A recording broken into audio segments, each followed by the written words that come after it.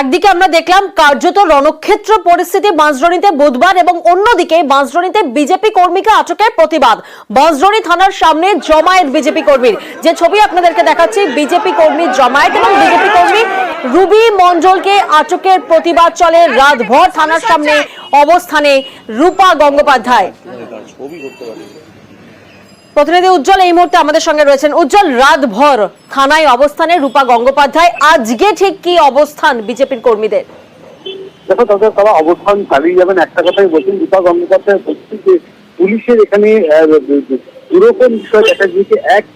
একটা অতি সক্রিয়তা, যারা ওখানে বিক্ষোভ দেখিয়েছেন, যারা প্রতিবাদ করেছেন যে ঘটনা, পদক্ষেপ করেছে, পুলিশ বেশ কয়েকজনকে গ্রেফতার করেছে এবং নন মেডিকেল সেকশন থেকে গ্রেফতার করা হয়েছে।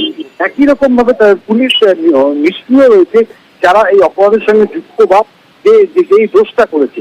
ফলত এর জন্যই কিন্তু তারা এখানটা অবস্থান করছেন, সারা রাত অবস্থান করেছেন রূপা গঙ্গোপাধ্যায় এবং তাদের বক্তব্য হচ্ছে যতক্ষণ না পর্যন্ত পুলিশ সঠিক পদক্ষেপ করবে ততক্ষণ পর্যন্ত তাদের এই অবস্থান তারা চালিয়ে যাবেন, তাদের যে কর্মসূচি তারা চালিয়ে যাবেন।